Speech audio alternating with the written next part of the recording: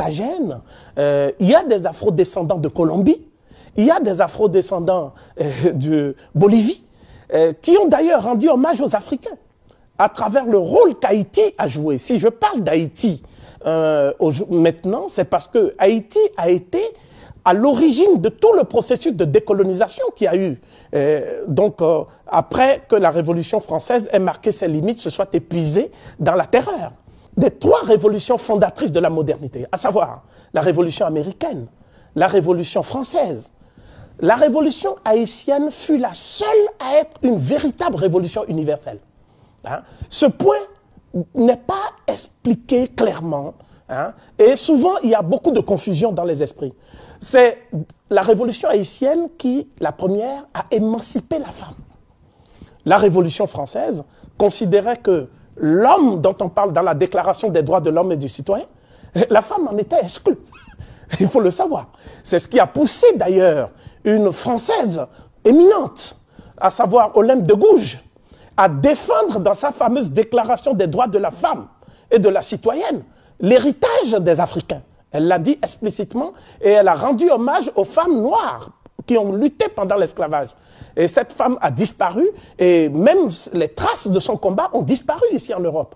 Donc le rôle de l'université virtuelle des savoirs, c'est de réhabiliter également tous ces gens qui ont combattu pour l'idéal humain et qui ont été occultés dans leur propre pays. Hein? Il faut savoir que la révolution haïtienne est une des seules révolutions qui admettait l'accession à la citoyenneté, quelle que soit la confession qu'on avait. Vous voyez? C'est pour cela qu'il y a eu des Juifs qui se sont réfugiés en Haïti. C'était une terre de refuge, parce qu'ils étaient opprimés. Des Polonais se sont réfugiés en Haïti. La révolution haïtienne est la seule qui est donnée à des gens qui n'étaient pas de conditions sociales très nobles, hein? Le droit d'être citoyen également, c'était pas difficile parce qu'ils sortaient d'une société esclavagiste. Mais il n'y avait pas de discrimination sociale en Haïti. Et la révolution haïtienne, enfin, c'est la révolution qui a permis à toute personne, quelle que soit sa couleur de peau, hein, parce que la Déclaration des droits de l'homme disait que tout homme est né libre et égal à l'autre homme, mais il ne s'agissait pas de l'homme noir, cela va sans dire, vous le savez bien. Donc, ce que je veux dire, c'est que cette révolution a permis à l'homme moderne de conquérir une notion fondamentale. Cette notion, c'est la décolonisation des consciences. C'est la révolution haïtienne qui a posé le problème colonial, qui n'a pas pu le résoudre parce qu'il y avait des contradictions issues du système esclavagiste. Il y avait la pression aussi de la France et des États-Unis contre ce pays qui était véritablement la citadelle du monde noir. Mais la révolution haïtienne a influencé les Brésiliens, a influencé la Guadeloupe. Hein? Tout ce qui s'est passé avec Ignace, Delgrès et tout ça, cela n'eût pas été possible sans la révolution haïtienne. La révolution haïtienne a influencé les États-Unis d'Amérique.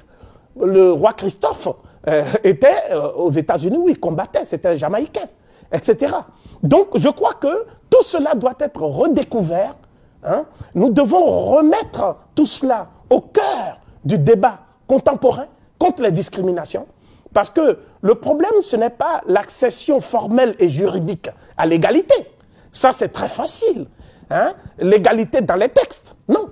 Le problème, c'est la déconstruction de la notion même d'inégalité des races et la déconstruction de toute la hiérarchisation des races sur lesquelles sont fondées les civilisations modernes. Je crois que c'est ça qui est important et en cela, nous allons véritablement innover. Et c'est la mission essentielle dévolue à l'université virtuelle des savoirs qui est ouverte donc aux Asiatiques, qui est ouverte aux Européens, qui est ouverte aux Américains, qui est ouverte à tous les hommes épris de progrès et qui aspirent à la connaissance, hein, de manière à bâtir une nouvelle humanité, construire une humanité qui va vivre dans l'harmonie et dans la paix.